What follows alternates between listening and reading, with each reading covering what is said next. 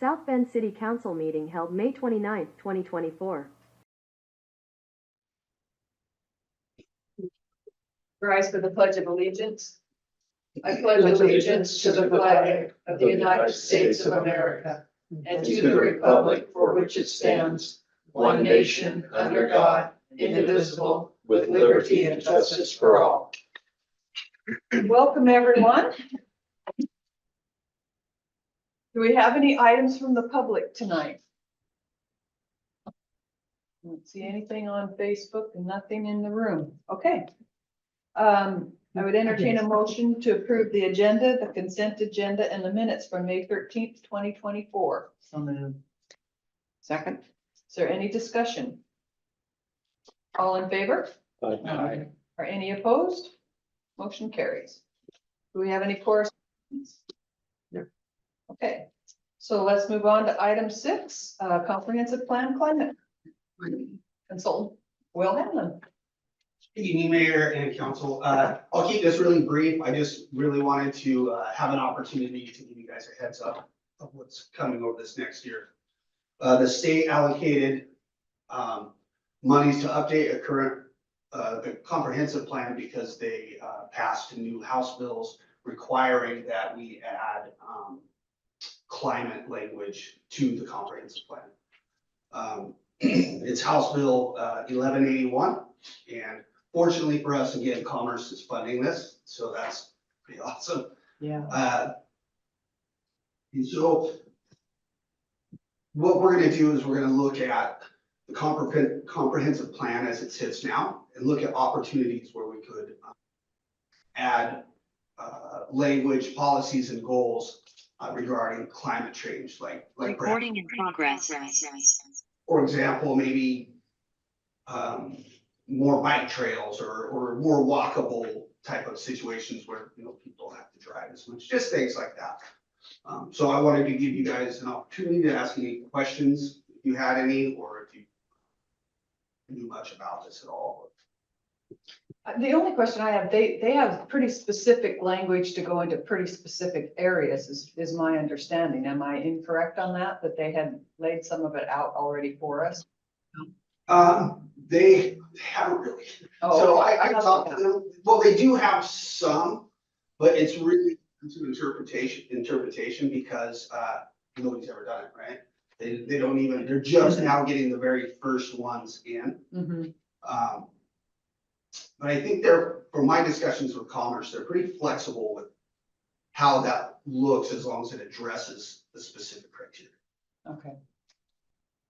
Does this look like it's gonna end up costing the city anymore to implement any requirements No, or anything not at in all. there? Okay. And so the comprehensive plan, if you're not familiar, is really a guidance document.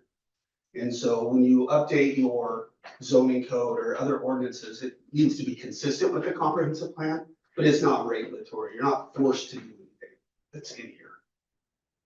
That's my question. Mhm. Good. All right. Anything else from anyone? He answered my question right there. All right. Okay, so Thank you. over the next year, we'll keep you guys apprised and you guys will get to see the final document. Yeah, All it'll come in the end. Yes, it will. All right, thank you for your time. Thank All right, you. you bet. Thank you. All right, so let's move on to item 7, the police department hiring of a new officer. And I'm gonna let Police Chief Stiegel kind of give a synopsis of the reason that he feels we need this. Thank you, Mayor. Mhm. So I'll start off here. I'll give you guys these. I've been working with Zoe for the last 6 months or so, crunching numbers and trying to stay on top of this and figure out where we're at. Sorry, Tim, I ran out. So in front of you, you have our current staffing levels. And those projections are as of the end of April. And I ran those out through the rest of the year to see where we would end up. And then on the second page, what I did is I took the same information and reduced the overtime amount that we've been spelling out and added an officer's position and calculated that out to come up with the ending number to see where it would fall at the end of the year if we were on that same trend, if we kept that. Like I said, this is something that Zoe and I've been kind of talking about for a while. We're in a unique situation where we have a civil service list that's expiring, and we have a person on the civil service list that we have an opportunity to go ahead and fill this position. And we wouldn't have to go through the whole testing process. We can go right from what we have. There would be no more incurred onboarding costs for this employee because he's already outfitted. There's several reasons why, I think that it's needed. I think I've kind of outlined that in my last couple of emails to you guys. The first couple of weeks of May really kind of showcased how desperately we need another position and how shorthanded we were really getting to where it was one person working a couple doubles and one person on call. And it's not healthy for our people to sustain that when we get down to those numbers. Currently with the employees that we have, there is just in vacations, trainings, and personal holidays, there's 992 hours a year that my department is covering for those vacations, trainings, and personal holidays. That doesn't even include the use of comp time or sick time if an emergency comes up. So we are already trying to cover at least a half of a year's worth of a position with the four of us. And we're doing it now with adjusting shifts, and we're trying to keep the overtime down. We cut it down quite a bit. We ended the year last year with quite a bit of overtime. October, November, December were big months for us. And since the start of the year, I've been talking to the guys, and they have really been working to try and do what they can to limit the overtime as much as possible. And we've cut it down significantly, but it's still a high number. Going back to the shortage, being staffed with 4 officers, and I say 4 officers, and what I really mean is 3 officers and a chief, because I am included in that 4 officer number. And when something happens, or if somebody is on some kind of leave or a medical emergency or on vacation, and there's 3 of us, something better not happen to the one of the 3 that are left, because then that leaves 2 people working 7 days a week without a day off. And it's until one of the other 2 comes back. So it's not healthy for our people to do it. Our guys that we have here, they are committed to South Bend. We have a great partnership with the Raymond Police Department. They help us out when they can. We help them out. We go over and back them up on calls and stuff, and they come over and help us. We go out into the county and assist them every once in a while on an emergency situation. That has kind of changed a little bit here in the last few months because we have been going out there more than we should have been. And part of that is the staffing issues at the sheriff's office. And it's not our responsibility to cover county calls or Raymond calls, but Raymond reciprocates that really well with us. The sheriff's office, I'll never tell my guys not to go help somebody that needs help. But in an emergency situation, we'll run out and help them. But that's our people signed up to be police officers because they want to help. And, when they hear that call, they rush to help whoever it is, wherever it is, as long as they can.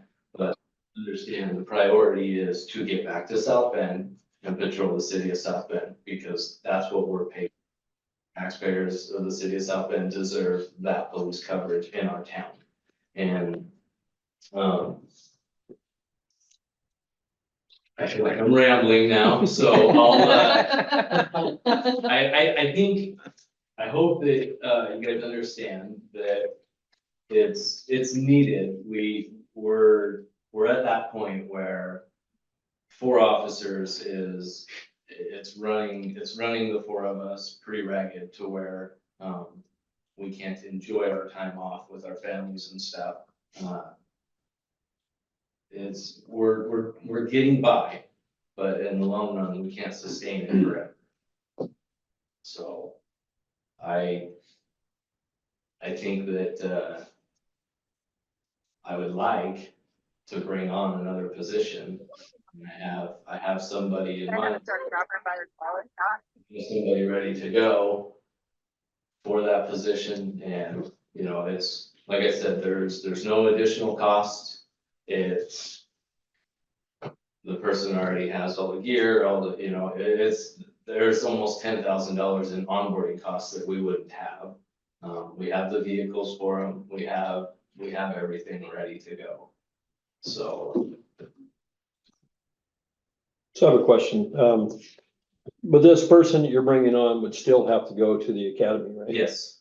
Yep. And when would that happen? I mean, if. I'm looking if I get approval to go ahead and hire, I'm looking at a start date, give or take September-ish. And an academy date of sometime in November, to where we can get the person through in the winter, slow months, send them to the academy and get them back by February, March. Did I remember correctly, you saying something about additional funding this year from the state to pay for or help pay for the academy, or am I not So remembering that correctly? the state did pass to where they're funding small agencies, the backfill and the cost when there is no cost to us to send someone to the academy. And so that's not something that we have to worry about. So their wages paid while they're. They're not their wages, but any backfill that covers it, Right. that we have to cover. But that's what I'm saying, we're paying the wage while they're gone and they're not Yes, actively which working in the city. That's always the way it is. Right, right. Okay. But as far as the actual tuition to the academy, I wanna say some agencies are paying $7,000 to $10,000, and we don't have to pay anything, cause we're under the 10. I think it's less than 10 officers, you don't have to pay to send them to the academy. You just pay their wages while they're there. Okay. So what I'm seeing here is the impact of, with your numbers, with overtime going away and a 5th officer, the impact on the budget is only 1.13% difference. 1.13% in the budget. Well, It's a little more than. no, More than so, that. You got 96.85. Yeah, so- You're so- going to 99.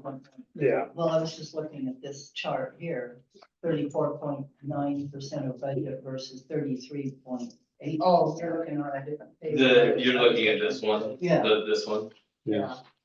So that is just through year to date through April, so for the 4 months. And then that's where I was able to, I used that number to help me figure out the actual year, the whole year, the 12 months. Okay, got it. So as far as for salaries and wages and benefits, the impact to the budget would be about 4.38% of my salaries and wages over. But at the end of the day, my bottom line budget still comes in at 99.13%.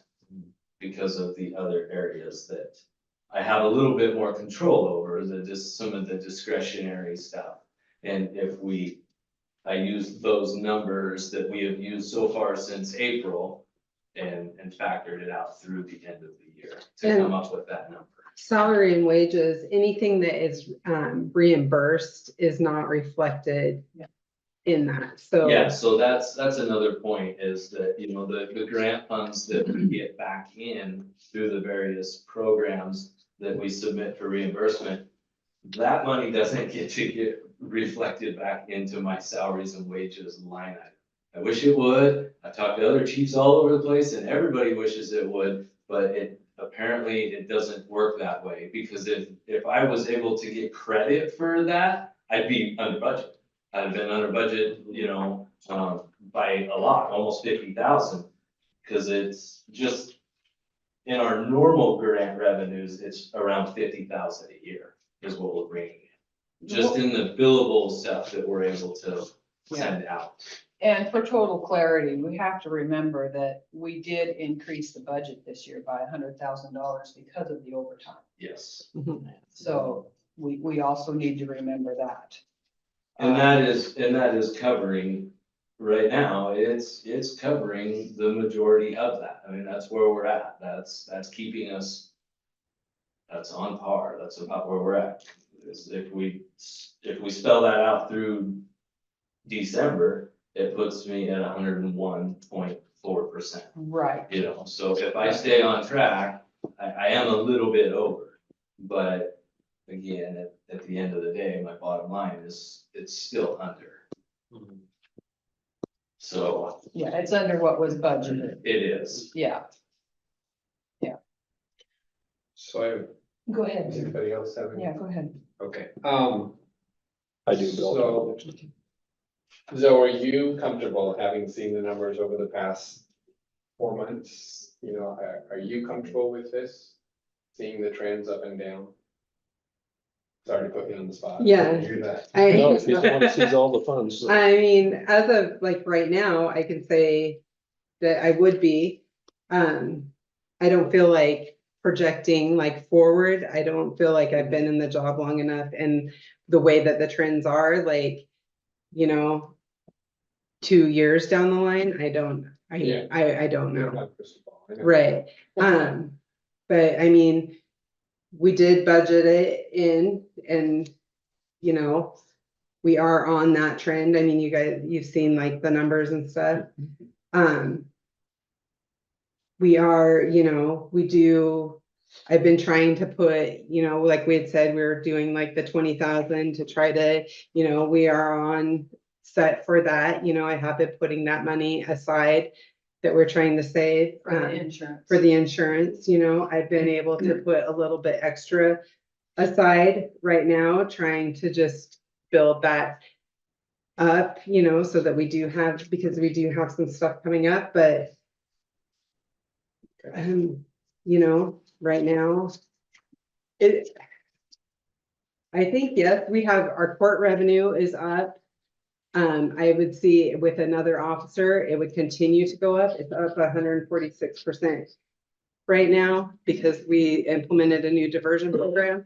So I could only see that like growing. We could see some other revenue coming in. That it would definitely help, and I think it would be good. I think what we're up as of right now, $10,000 in the court revenue. So add another officer if they're, the traffic, different things. Okay. So Another question, how many hours overtime, if you average it out per officer, what are they doing per month? Right now, what they're doing, or like projected forward? No, in the past. In the past, Year, past. We were, I don't know per officer, but for January, February, March, April, we're running around 110. It's Someone's on on the- the last it's on page, the 100, sheet, yeah. 106 to 110 hours a month per department.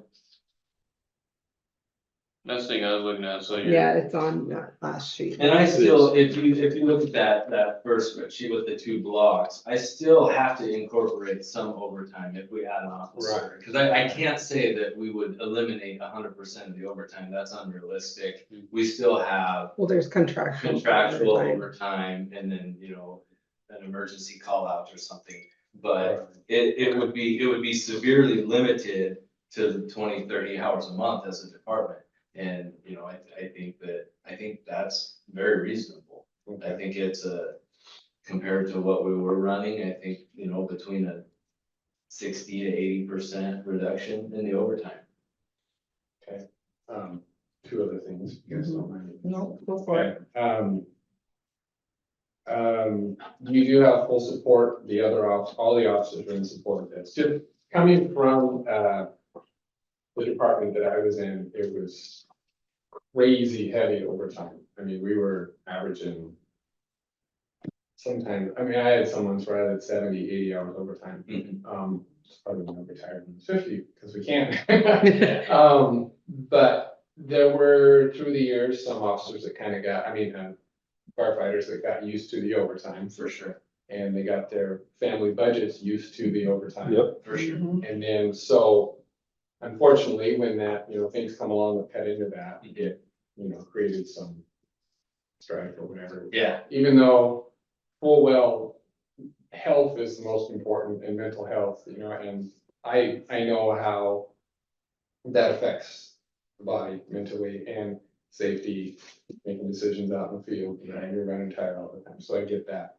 But they are in full support of it. I went to each one of them.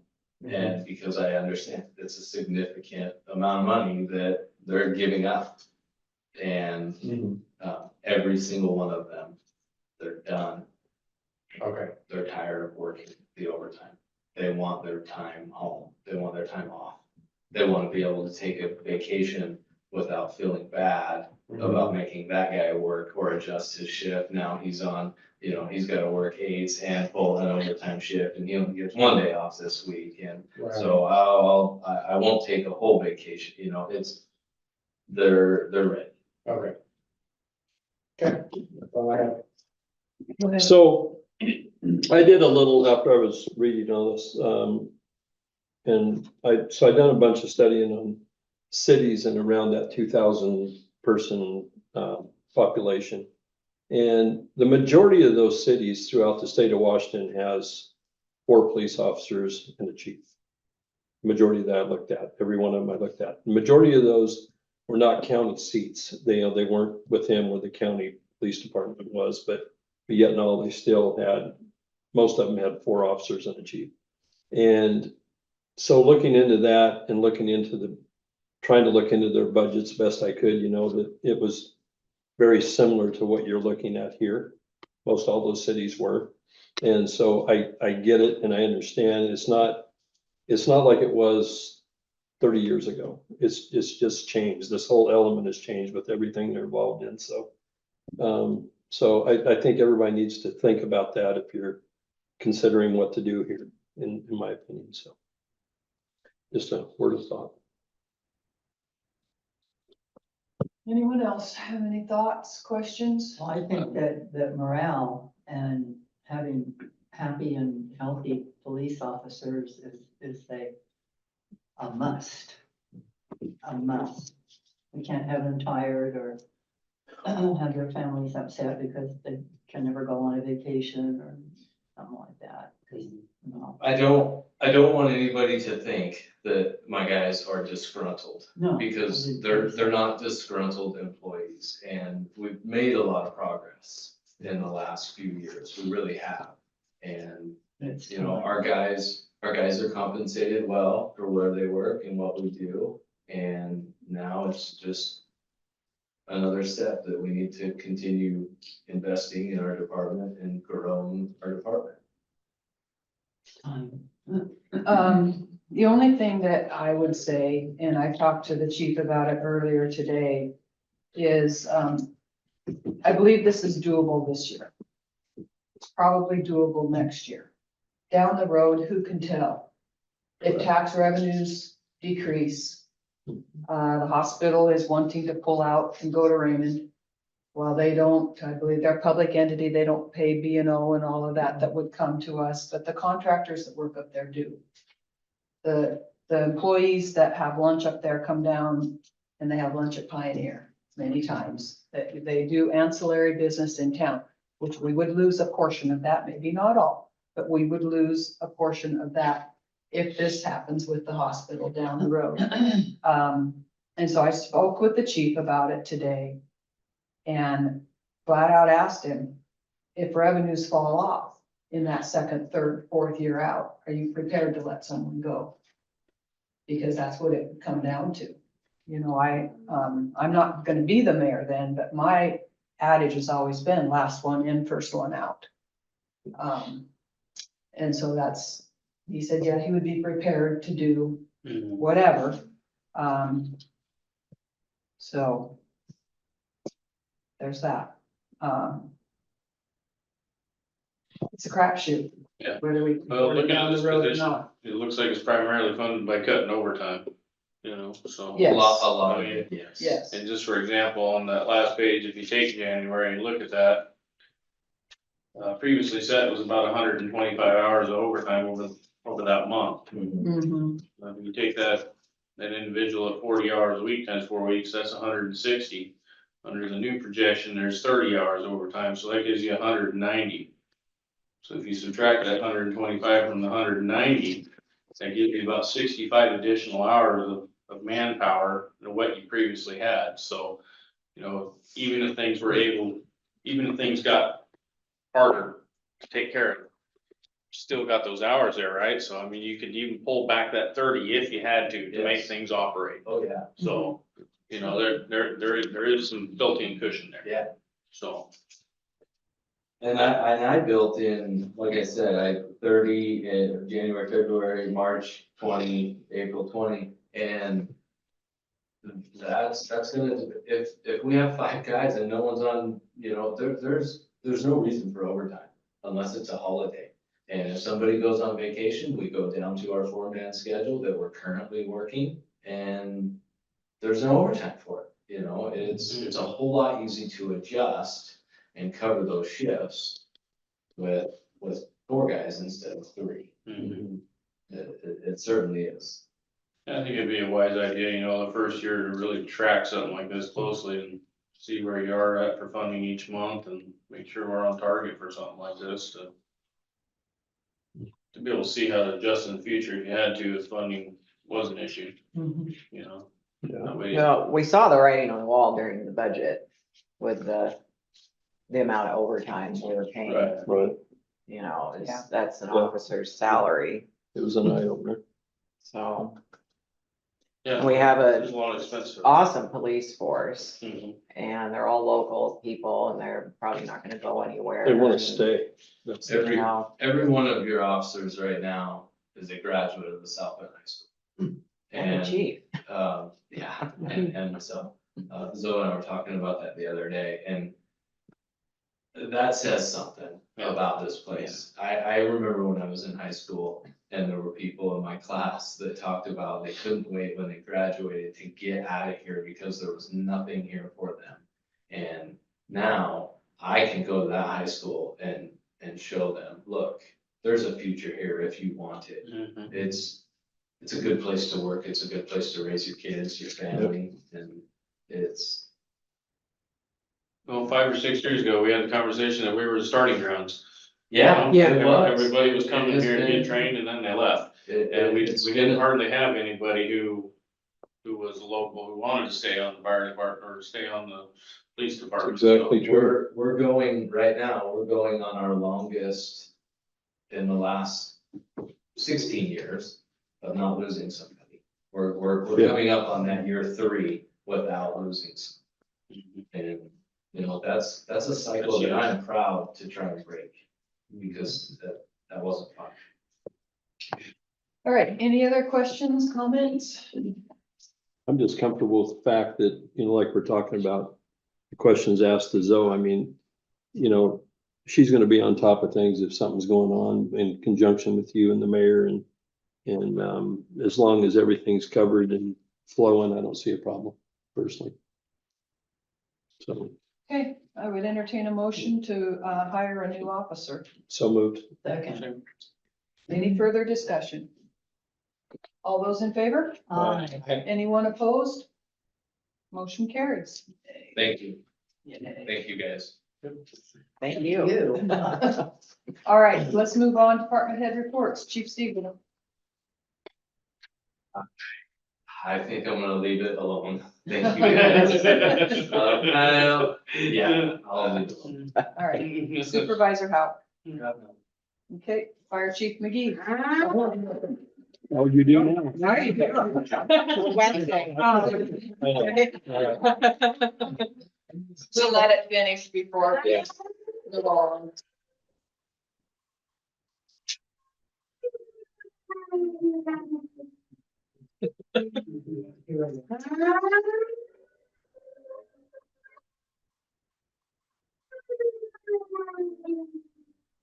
Good on the recording.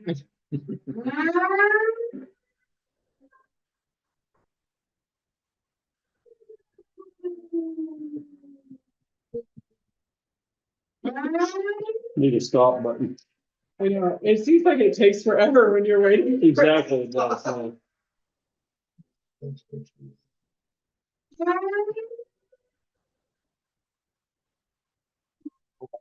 Steal a world. You made some pretty good numbers. There we Okay. Clerk treasurer, so. Okay, so I have a couple things. I just wanted to, I don't know if everybody got this, but, AWC's, annual meetings coming up, right? Conference, yeah. Conference is coming up. Yeah. So they're having, their business meeting is coming up. I think Patricia, Darren, I think in the past, you guys have been representatives. You've attended to be able to vote for us. So that is coming up again. So I just wanted to remind people, if anybody was interested in going to the business meeting, the deadline to submit voting delegates is 5 p.m. on Thursday, June 13th. I believe you can, it's hybrid, I It is, believe, there's a again. virtual option. So you yes. can attend, virtually if that is something that you're interested in. So, I just wanted to remind everybody about that. The, business meeting is on June 20th from 4 to 5:45. So, but you have to, if you would like to attend and register by June 13th. So if anybody is interested in that, I can help, walk them through that. And the second thing I wanted to just give you guys an update on how spring cleanup went. It was not as popular this year, I guess you can say. Last year we had about 40,130 pounds, which 20 tons. This year it was only about 21,730 pounds, just under 11 tons. So it was down a little bit, but then, there was quite a few people that did take advantage of it. We got a lot of good feedback. People appreciate that we do it every year, but it was about half of what we normally get. I don't know the reasoning on that, but anyways, weather might have played a factor in it. Yeah, I'm not sure. But anyways, just wanted to give you guys an update about that. So that's all I have. Okay. I just have one thing. Two. I will be attending the AWC conference. I usually go to those each year and it's in Vancouver this year. And then 3 weeks ago was Municipal Clerks Week. 2 weeks ago was Police Week. And last week was Public Works Department Week. So, yeah, so today we had a barbecue to honor everyone. So, but I do appreciate the work that our team does all the way around. We've got a great crew from top to bottom in every department. And I certainly want to say thank you to everyone that works for the city and for everything that you do. So thank you very much. Appreciate it. Do we have any public comments in regards to our current agenda items, the comprehensive plan, climate update, or the hiring of a new police officer? I don't see any hands. Okay, so let's move on to council comments. Councilor Peckin. I'm excited to see the police force get their officer. I think that'll be a good addition to the city and hope everything works out the way we intended to and get the coverage we need. Councilor Manlon. Councilor Corcoran. I really appreciated Eric Fuller's report. It was very detailed, very, very nice. It's something that I personally have wanted to see for a long time. So I appreciate that. He's doing a great job, really great job. Well, everybody's doing a great job. So, I guess that's about it. I'll be glad when the berm or the slough is finished, so I can get that big machine out of my front yard. But, Hey, Counselor Davis. Oh, I was just gonna compliment Eric also on the work he's been doing. It's really good. And Counselor Williams. It's good to have you back in person. Thank you. Yeah. Good to be back. Do we have any future agenda topics? I'd like to talk about, council wages at the next meeting, please. Okay. Seriously. Seriously? Mhm. Let's get rid of him. All right, if there's nothing else, we are adjourned. All right. Thank you, everyone. This has been the South Bend City Council meeting held on May 29th, 2024. The next City Council meeting will be held on June 10th, 2024.